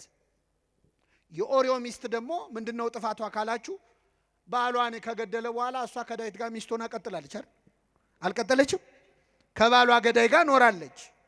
ስለዚህ ይህ ደግሞ ጥፋቷ ስለሆነ ስሟ ወንጌል ላይ ይጻፍ ዘንድ አይገባትም። የማን ሚስት አላት? የኦሪዮ ሚስት። የኦሪዮ ሚስት አላት። ኃጢአትን ስትደብቀው እግዚአብሔር ይገልጥብሃል፣ ስትገልጠው ይሸፍንልሃል። እግዚአብሔር ኃጢአታችንን ይሸፍንልን። እንዲሸፍነው ግን መግለጥ አለብን። ንስሐ አባቶቻችሁ ጋር ቀርባችሁ ምን ይሉኝ ይሆን አባ፣ እንደው ይታዘቡኝ ይሆን ምናምን፣ እንደው ለሌላ ሰው ቢናገሩ። ሲጀመር ካህን አዲስ ኃጢአትም አንሰራም እኛ፣ ብዙ ክሬቲቭም አይደለን በነገራችን። የሁሉም ሰው ኃጢአት አንድ አይደለም። ሁለተኛ መተህ የምትናገረው ለካህኑ አይደለም። ለማን ነው? ለእግዚአብሔር። ምን ቸገረ? ተናገረው፣ ተበቀለው ሰይጣንን። አንተ ላይ የሰራውን ያቆሰለህን ቁስል ገልጣ አሳየው ለካህኑ። እንዲያርጎኛል ብለህ እግዚአብሔር ፊት አሳየው። ሕፃን ሆነን ትዝ ይላችኋል፣ ስንመታ ወላጆቻችን ጋር መተን የተመታንበትን ቦታ እዚህ ጋር ተመታው ብለን እንደምናሳየው ንስሐ ስትገቡ ሰይጣን የመታችሁን ለአባታችሁ ለእግዚአብሔር እያሳያችሁ ነው። እዚህ ጋር ነው የቆሰልኩት፣ እዚህ ጋር ነው የታመንኩት። ሰይጣን ያፍራል። ስንት ዓመት አንተ ላይ የገነባውን የኃጢአት ግንብ ስትናዘዝ ይፈርስበታል። አንተም ሰላም ታገኛለህ። ናዘዘ አረጋጋ ነው። ኑዛዜ መረጋጋት ነው። ሰላም ታገኛለህ፣ እረፍት። ስለዚህ ኃጢአተኛ ሆነን ለምን ትዕቢተኛ እንሆናለን? ለምንድን ነው ገጽታችን የሚያሳስበን? ለምንድን ነው ጥሩ ሆኖ መታየት የሚያሳስብህ? እግዚአብሔር ፊት ብታጋልጠው ራስህን በመላእክቱ ፊት ከመዋረድ ትድናል። በፍጥረት ሁሉ ፊት ኃጢአት ከሚገለጥ በፈጣሪ ፊት ቢገለጥ ይሻላል። በሰው እጅ ከመውደቅ በማን እጅ መውደቅ ይሻላል? እግዚአብሔር በሱ እጅ እንድንወድቅ ይፍቀድልን። አሁን አንዳንድ ሰው ንስሐ አባቱ ጋር ይመጣና ቅኔ የሚቀኝ ሰው አለን። ሲናዘዝ ራሱ ለቄሱ እንዳይገባ አድርጎ ማለት። አንዳንዱ ብልጥ ለመሆን ይሞክራል። አባ እኔ በቃ እንደው ባጭሩ ኃጢአት የተባለውን በሙሉ ምን ብያለሁ? ሰርቻለሁ። እንደዚህ ይቻላል? አይቻልም። ሐኪም ቤት ሄደ ዶክተር ባጭሩ በሽታ የተባለውን በሙሉ ታምሜያለሁ ትላል። ይሸቀሽቀኛል፣ ይወጋኛል ነው አይደል? በሽታውን የደበቀ ምን የለውም፣ ኃጢአቱን የደበቀም ስርየት የለውም። እግዚአብሔር ኃጢአታችንን ለመግለጥ ያብቃል። ስንገልጠው ይሸፍነዋል፣ ስንሸፍነው ግን ይገልጠዋል። ይህን ካልን ለመጨረሻ አባቶቻችን ካህናት ፊት ስንናዘዝ፣ ሌላው ካህኑ ኃጢአት ይሰራ የለ ወይ? እንዲያደርጉ የለ ወይ? ካህናት ራሳቸው እንዲየሰሩ አሁን ለአንተ ይቅርታ ያሰጣሉ ወይ ይላል ሰይጣን። አውቆ እኮ ነው፣ ያውቀዋል እኮ። ካህናት የሚሰጡት አገልግሎት ከኃጢአትና ከጽድቃቸው ጋር አይገናኝም። ቅዱስ ባስልዮስ ካህናትን በማህተም ይመስላቸዋል። ማህተም ሁለት ማህተም ቢኖር ይላል፣ አንዱ የብረት አንዱ የወርቅ ቢሆን እላዩ ላይ የንጉሥ መልክ ቢኖረው፣ የንጉሱ መልክ አንድ አይነት ከሆነ ቀለም ነክረ ስትመታው የማህተሙ ስዕል የትኛው የወርቅ የትኛው የብረት እንደሆነ ማወቅ ይቻላል? አይቻልም። በኃጢአተኛ ካህንና በንጹህ ካህን መሃልም ያለው ልዩነት ይሄ ነው። የወርቅ ማህተም የተባለው የኃጢአተኛ ካህን ነው፣ ንጹህ ካህን ነው። የብረት ማህተም የተባለው ኃጢአት ያለበት ካህን ነው። የሚሰጡት አገልግሎት ግን ስንት ነው? አንድ። ምክንያቱም በካህናት አድሮ የኃጢአት ይቅርታ የሚሰጠው ማን ነው? እግዚአብሔር። እግዚአብሔር ይፍታ ነው ያሉት። እኛኛውም አባት ጋር ብትሄድ የሚፈታህ እግዚአብሔር። ሰይጣን ግን አውቆ ካህኑን እንድትጠራጠር ያደርጋል። የመጨረሻው ዘመን አንዱ ዲያብሎስ የሚሰራው እስከ ቅትለተ ዘካርያስ የካህናት መገደል ድረስ ይደርሳል። ካህን አሁን እንዲጠላ ሰይጣን የማይሰራው ነገር የለም። ከቅዱስ ፓትርያርኩ አንስቶ ካህናትን እንድንጠላ እኔ ቄስ አልወድም የሚሉ ኮስተር ብለው ደስ ብሏቸው የሚሉ ሰዎች ያሉት ሰይጣን ሆን ብሎ የሚሰራው ካህንን ሲያጣላ ንስሐ እንደማትገባ ስለሚያውቅ ብዙ ሰው ንስሐ እንዳይገባ ከካህናት ጋር ከስጋ ወደሙ ከቅዳሴም እንድትርቅ ካህኑን ያጣላል። እረኛውን እመታለሁ በጎቹም ይበተናሉ የሚለውን ለመፈጸም የፈለገ ብንበድል ካህናት ቢበድሉ በእነሱ የኃጢአት ይቅርታ የሚሰጠው ማን ነው? እግዚአብሔር ነው። እንደዚህ አድርጋችሁ አስቡ። እንዲህ ብታስቡ ነው የምትጠቀሙት። በዚህ በቅዱስ ጳውሎስ መልእክት ትርጓሜ ላይ አንድ ጆሮ የሚከብድ ታሪክ ተጽፏል። አንድ ሰውዬ ንስሐ አባት ይዛል እና በጣም ባለጸጋ ሰው ነው። ሀብት ንብረት የሞላ የተረፈው ነው። ከዛ ንስሐ አባት ይዛል። እኛ አባት ደግሞ በጣም የገንዘብ ፍቅር ያላቸው ነበሩ። ካህን ሆኖ ገንዘብ በጣም የሚወድ ሊኖር ይችላል አይችልም? ከመጀመሪያዎቹ 12 ካህናት አንዱ ይሁዳ ጌታውን እስከ መሸጥ የደረሰው በምንድን ነው? በገንዘብ ነው። ሌባ ነበር ይላል ዮሐንስ ወንጌል። ይሁዳ ሌባ ነበር፣ ግን ክርስቶስ ገንዘብ ያዥ ያደረገው። እንዴት ነው? ሌባ መሆኑን እያወቀ ለምን ገንዘብ ያዥ ያደረገዋል? አሁን እኛ ሌባ መሆኑን የምናውቀውን ሰው ዘበኛ እናደርጋለን? ኧረ እኛ አስተውት። ሌቦች ራሳቸው ሌቦች ዘበኛ ሲቀጥሩ የሚቀጥሩት ሌባ ነው ታማኝ ሰው ፈልጉልኝ ይላሉ። እነሱ እኮ ሌቦች ናቸው። ለምንድን ነው ክርስቶስ ሌባ መሆኑን እያወቀ ገንዘብ ያዥ ያደረገው? ቤተ ክርስቲያን ሙዳይ ምጽዋቷን በሚዘርፉ ሰዎች እድሜ ልክ እንደምትሰቃይ ለማሳየት ነው። እኔ ያለውም ሌባ ነበረ እንዳትደነግጡ እያለ ነው። ይኖራል ሌባ ለወደፊቱም። ይሁዳ ጌታውን በ30 ብር ሸጠ። በሱ ቤት ክርስቶስን የሸጠ መስሎታል። በ30 ብር የሸጠው ግን የራሱን ነፍስ ነበረ። የራሱን ነፍስ ነው። ጌታ ምኑ ይሸጣል? የራሱን ነፍስ 30 ብር መዘነላት። ያቺ ሴት 300 ዲናር የሚያወጣ ሽቶ አምጥታ እንደ ተራ ነገር አፈሰሰችው። ያቺን ሴት ይሁዳ ተቃውሟን ነበረ። ለዛች ሴት 300 ዲናር ከጌታ ፊት ተራ ነገር ነው ብላ 300 ዲናሩን ጣለች። ጌታ ይበልጣል ብላ። ይሁዳ ደግሞ 30 ብር ይበልጣል ብሎ ጌታውን ጣለ። እና እኚህ ሰውዬ ገንዘብ ይወዱ ነበር። ንስሐ አባት ሁኑኝ አላቸው። ሰውየው ባለጸጋ ነው፣ እሺ ብለው ተቀበሉት። ከዛ ጥቂት እንደቆዩ ሊያማክሩት መጡ። እንደው እባክህ አንድ ችግር ገጠመኝ። ምን ነው አላቸው። የእርሻ መሬት አለኝ፣ ግን ገበሬዎች የሉኝም፣ በደንብ የሚያርሱልኝ የሉኝ እና ከገበሬዎች አንዱን ላክልኝና የኔን መሬት ይረስልኝ አሉት። እሺ ችግር የለም ብሎ ገበሬ ያዘዘላቸው። የንስሐ አባት መሬት ማሳረስ ቀርቶ መጽሐፍ ቅዱስ ላይ ቤት ሰርቶ ይሰጣል። ለንስሐ አባቶቻችን ይህን ተራ ነገር ብናደርግ ለነሱ ከሚሰጡን አንጻር ምንም ነው እና ቤት ገዝቶሎ ይሰጣል። እና ይህ ሰው ገበሬውን ላከላቸው። ከዛ ሲያርስ ቆየ። ገበሬው እያረሰ ያለ አንድ ነገር አገኘ። የንስሐ አባትየው መሬት ላይ የተቀበረ በድስት የተቀበረ ወርቅ አየ።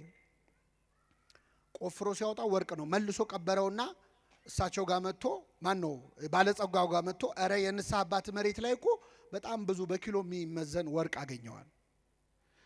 ሊያየ ሰው አለ? የለም። ለሌላ ሰው ነግራል? አልነገርኩም። በል እንደዛ ከሆነ ወርቁ የተገኘው እሳቸው መሬት ላይ ስለሆነ ወርቁ የሚገባው ለእሳቸው ነው፣ ሄደ ንገራቸዋል።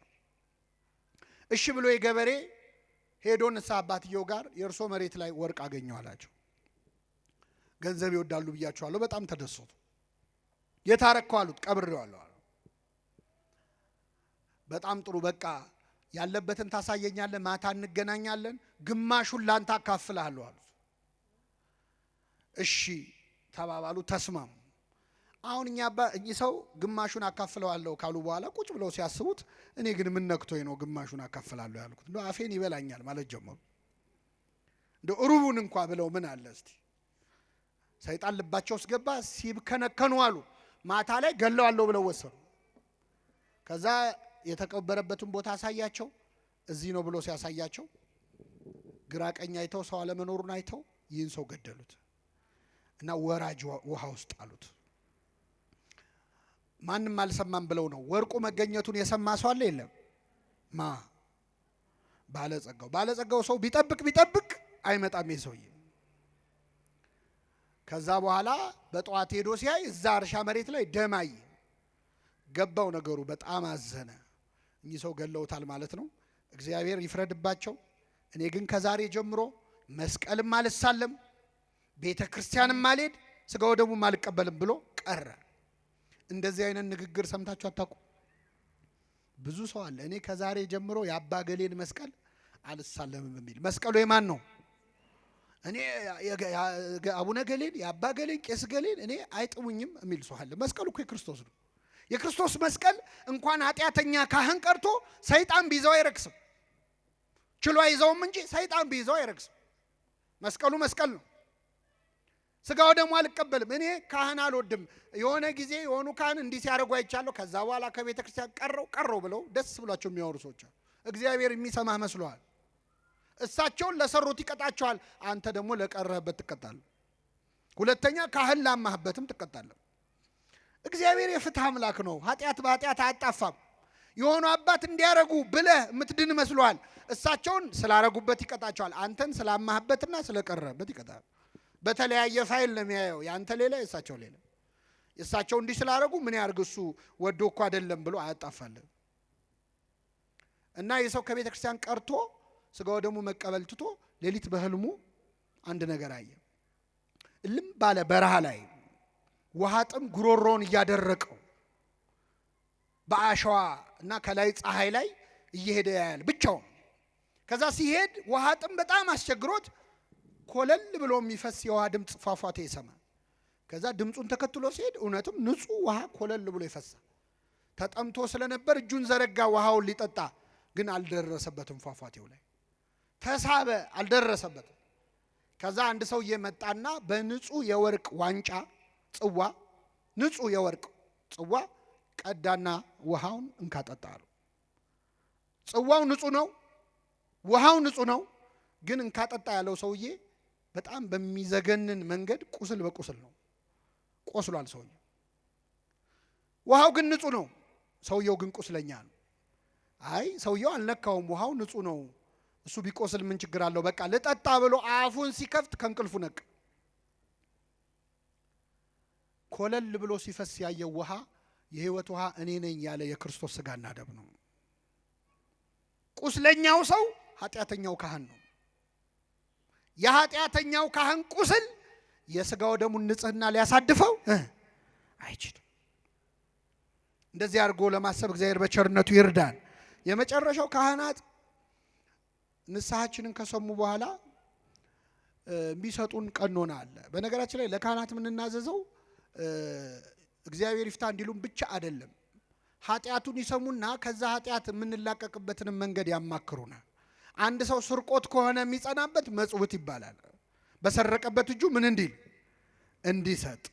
ዝሙት ከሆነ የሚጸናበት ጹም ይባላል። ስገድ ይባላል፣ ሰውነቱን መግዛት እንዲችል። ስንፍና ከሆነ ይሄን ያለ እግር መንገድ ሂድ ሊባል ይችላል። በጠዋት ተነስተ እንዲያርግ ሊባል፣ ጠበል ተጠመቅ ሊባል ይችላል። ካህናት የሚሰጡ ቀኖና ቅጣት አይደለም፣ ሕክምና ነው። መድኃኒት የሚሰጠው ለቅጣት ነው አይደለም፣ ለሕክምና ነው። እና ለምሳሌ የሚሰጥ ቀኖና አለ። ጾም አለ፣ ጸሎት አለ፣ ሌላስ ስግደት አለ፣ ምጽዋት አለ፣ ፈውስ መንፈሳዊ የሚባል መጽሐፍ አለ በቤተ ክርስቲያናችን። ብዙ አይነት ነው የቀኖና። ካህኑ ሊቆጣ ይችላል። እኛ መቼስ አሁን ካህናት ቢቆጡን እንዴ ቁጣው ምን አመጣው ብለን አንመጣ። አንዳንድ ሰው ጥያቄም ብሎ ይጠይቀናል። ንስሐ አባቴ ስናዘዝ ኃጢአቴን ፊታቸውን ክስክስ ያደርጉብኛል እና ጀብዱ ነው እንደ የሰራው ይሳቁልን። ኃጢአት እኮ ነው የምትነግራቸው፣ መገሰጽ አለባቸው። ይቆጣሉ፣ ተቆጡ፣ ኃጢአትን አታድርጉ ብሏል። ስለዚህ ይቆጣሉ፣ ግን ይራራሉ። ካህኑ የሚገስጹ ከኃጢአቱ እንድትላቀቅ ነው፣ ጠልተው አይደለም። መድኃኒት እያቃጠለ አይደል የምትቀባው፣ ቁስልህን እንዲፈውስ ነው። ስለዚህ ተቆጥቶ በጣም ያስጨንቁ ማለት አይደለም። ግን ካህናት ሊገስጹን ይችላል፣ ሊቆጡን ይችላል፣ ና ሊሉ ይችላሉ፣ ሂድ ሊሉ ይችላሉ። በዛ በእርምጃ ውስጥ ከእግዚአብሔር እንድትቀርብ ነው፣ ስንፍናህ እንዲለቅ ነው። ጠበል ተጠመቅ ሊሉ ይችላሉ፣ እስከዚህ ሰዓት ጹም ሊሉ ይችላሉ። ዓላማው ግን እኛን ከኃጢአት ማላቀቅ ነው። በኋላ ሄደ ቴራፒስት ጋር ሳይኮሎጂስት ጋር መከራን ከምታይ ካህኑን ሰምተህ ያሉን ብታደርግ እግዚአብሔር የበለጠ ረድኤት ይሰጣል።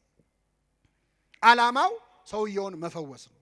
ፈውስ መንፈሳዊ ከኃጢአት ከሱሱ ከልማዱ መላቀቅ እንዲችል እና የሚሰጠው ቀን ነው። አሁን እኛ የሚመስለን ብዙ ኃጢአት ያለበት ሰው ብዙ ስገድ የሚባል፣ ትንሽ ኃጢአት ያለበት ሰው ደግሞ አይ አንተ ችግር የለውም ትንሽ፣ እንደዚህ የሚባል ነገር የለም።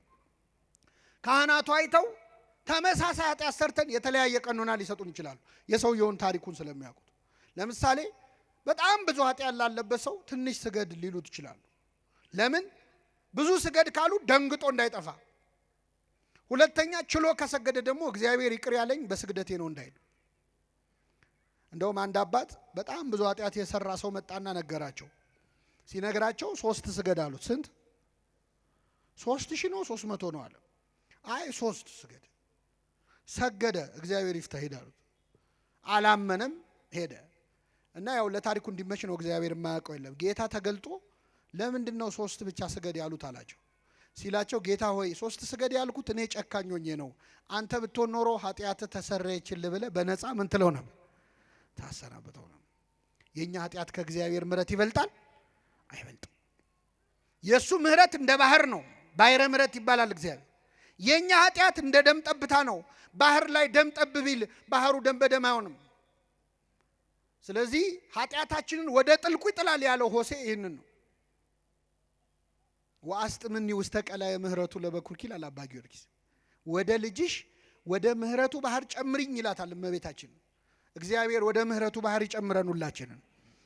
ኃጢአታችንን አርቆ የምህረቱ ባህር ውስጥ ይጨምረናል። ያን ጊዜ የኛ ኃጢአት ትንሽ ይሆናል። ዳዊት ለዚህ ነው እንደ ምሕረት ብዛት ያለው። ምሕረት ብዙ ስለሆነ የፈለገ ብበድልም ኃጢአቴ ግን ከምሕረት አይበልጥም። ምሕረቱ ብዙ ነው እና እዛ ውስጥ ደብቀው ሸሽገው ብሎ መለመን ማለት እና ካህናት የሚሰጡን ቀኖና ለቅጣት አይደለም የሚመስለን። አሁን እኛ ደሞዝተኛ የሆነ ገንዘብ ያለው ሰው ምጽዋት የሚሰጠው፣ ሀብታም የሆነ ሰው ይህን ያህል ብር አስገባ የሚባል፣ ድሃው ደግሞ ገንዘብ ስለሌለው ጹም ጸልይ ስገድ የሚባል። በፍጹም እንደውም በተቃራኒው ቤተ ክርስቲያን ገንዘብ ላለው ሰው ገንዘብ ስጥ አትልም ቀኖና ላይ። ለምን? ገንዘብ ያለው ሰው ገንዘብ ስጥ ቢባል ይከብደዋል። እንደውም እንደ ቀረጥ እንደ ታክስ ይከፍላል ማለት ነው። የፈለገውን ኃጢአት እየሰራ እያመጣ ብሩን መዥረጥ ነው ያለው። ስለዚህ እሱን ስገድ ነው መባል ያለበት፣ ጹም ነው መባል ያለበት። መመጽወት አይከብደውም። መጾም መስገድ ግን ሀብት ንብረት ላለው ሰው ይቸገራል። ስለዚህ አንተን ጹም ትለዋለች። ድሃውን ደግሞ መጽውት ትለዋለች። ድንጋይ ተሸክሞም ቢሆን ይመጽውት፣ ያን ሲያደርግ ከኃጢአት እንዲከለከል ማለት። ድሃውን ጹም ብትለው ይከብደዋል። በዛው ቀጥል ነው አይደል? ስለዚህ ለድሃ አይደለም፣ ዓላማው ግን ወደ እግዚአብሔር ማቅረብ። በዚህ በዜናባው አንድ ታሪክ ልንገራችሁና አበቃለሁ። አንድ ሰው ኃጢአት ሰርቶ ንስሐ ሊገባ ወደ ካህን ይመጣል እና ይህ ሰው የሰራው ኃጢአት ሰው መግደል ነው። የገደለው ደግሞ አንድ ሰው አይደለም፣ 7 ሰው ነው የገደለው። ስንት ሰው? 7 ሰው። ከዛ ይመጣና ለካህኑ 7 ሰው ገደልኩ ብሎ ይናዘዛል። እንግዲህ ካህናት እንደነገርኳችሁ ለሐኪም በሽታ ብርቁ እንዳልሆነ ለካህናትም ኃጢአት ብርቃቸው አይደለም፣ ያውቁታል። ግን በአጋጣሚ ሆኖ ይህ ሰውዬ ሊናዘዝ የመጣው ገና ከተሾሙ ዓመት ያልሞላቸው ቄስ ጋር ነው። ወጣት ናቸው እና መጥቶ 7 ሰው ገድያለሁ ሲላቸው በስመ አብ ወወልድ ወመንፈስ ቅዱስ አሉ። ከዛ አደነጋገጣቸውን ሲያይ እኚህ ሰውዬማ ለፖሊስ አሳልፈው ይሰጡኛል ብሎ እሳቸውንም ገደላቸው። ስንት ሆኑ? አሁን ትንሽ ቀን አረፍ አለና ደግሞ መልሶ ቆጨው። አይ ንስሐማ መግባት አለብኝ ብሎ ሌላ ካህን ጋር ሄደ። አባቴ 7 ሰው ገደልኩ 7 ገደልኩ ብዬ ስናገር ሲደነግጡ እንዳያጋልጡኝ ብዬ እሳቸውንም ገደልኩ። በድምሩ ስንት ሰው ገድያለሁ አላቸው። እኚህ ካህን በጣም አረጋዊ ናቸው፣ ልምድ ያላቸው ናቸው። ውይ ይቺ እኮ በጣም ቀላል ነች፣ ይሄን ያሳሰበ ኧረ አይዞ አሉት። ምክንያቱም 9ኛ እንዳይሆኑ ሲያዩት ሰውየው አያዋጣም አይደል? ይሄን ያሳሰበ ይሄ ሰይጣን ነው፣ እንደውም አይዞ አንተ ጠበል ነው መጠበቅ ያለበት፣ ጠበል አጠምቃለሁ ትሄዳለህ አሉት። ደስ አለው። ከዛ ና አሁን ነው እንደውም ማጠምቅ ብለው ይዘውት ወደ ሆነች ዋሻ ወሰዱት። ከዛ ጉድጓድ አለ፣ ጉድጓድ ውስጥ ውሃ ወርደህ ታመጣለህ፣ ጠበል አጠምቃለሁ ይለቃል፣ አይዞህ አሉት። ደስ አለው። በገመድ አወረዱት፣ ገባ። ውሃ ሊቀዳ ወደ ውስጥ ሲገባ ውሃ የለም። ጉድጓዱ በጣም ረጅም ነው። ታች ነው የገባው። ሲፈልግ የለም ውሃ። ሲመለስ አባ ገመዱን ሰብስበውታል። አንተ እዛው ነው መቆየት ያለብህ አሉት። ይገርማችኋል። ይሄ ሰውዬ ውስጥ ሆኖ ይዝታል። ልውጣ ብቻ እኔ እንደሌሎቹ አንተ መግደል አይደለም ቆራርጣለሁ ይላል። ችግር የለውም። እሳቸው በቀን አንዴ ይመጣሉ። ማታ አንዲት ኮዳ ውሃና አንዲት ዳቦ ይጥሉለታል። ይዝታል፣ ይበላል። በቀን አንዴ ነው የሚበላው። ማታ 12 ሰዓት ነው። ምን እያደረገ ነው የሰውዬ? መልሱልኝ። 7 ቀን ጾመ። ይዝታል፣ ይበላል፣ ይዝታል፣ ይበላል። ከዛ እየቆየ ሲመጣ ዛቻው እየቀነሰ ልመና ሁሉ ጀመረ። ኧረ ተው ያስወጡኝ፣ ግድ የሎትም በቃ ምንም አልነካዎትም ማለት ጀመረ። ከብዙ ቆይታ በኋላ ግን ምን አላቸው? ነገ ሲመጡ መጽሐፍ ቅዱስ ይዘውልኝ ይምጡ። እዚህ መቆየቴ ካልቀረ ቁጭ ከምላለና መጽሐፍ ቅዱስ ተሰጡ። ማንበብ ጀመረ። ከዛ ሲመጡ ምን ይላል? ኧረ የኔ ኃጢአት ሰው መግደል ብቻ አይደለም፣ ኧረ የኔ በደል ብዙ ነው እያለ በየቀኑ ብዙ ኃጢአት መናገር ጀመረ። አይዞ እግዚአብሔር ይቅር ይበል ይሉታል፣ ይሄዳሉ። ዓመት ሆነ፣ 2 ዓመት ሆነ። ቆየ ሰው በጣም በቃ ጸሎተኛ ሆነ። ከብዙ ጊዜ በኋላ እኛ አባት ሲመጡ የሰውዬ እዛ ጉድጓድ ውስጥ የለም። ደነገጡ። ያው የእሱ ነገር አይታመንም፣ ቤት በኩል ዞሮ ሊመጣ ነው ብለው አባቴ ይፍቱኝ የሚል ድምፅ ሰሙ። ቀና ሲሉ አየር ላይ ነው ያለው ሰውዬው። እግዚአብሔር ይፍታሉ። ተሰወረ። በቅቷል ማለት ነው። ከሳቸው በለጠ በቅድስና። አባቶቻችን ጹሙ ጸልዩ የሚሉን ለሰራነው ኃጢአት ሊቀጡን አይደለም፣ ወደ ማን ሊያቀርቡን ነው? እግዚአብሔር የሰማነውን ለንስሐ ያድርግልን። ለጠቅላላ እውቀት አይደለም የተማርነው። ይህንን ድምፅ የሰማችሁ ሰዎች ንስሐ ግቡ። ዛሬውኑ ንስሐ ግቡ። የሰማነውን በልቡናችን ያሳድረብ።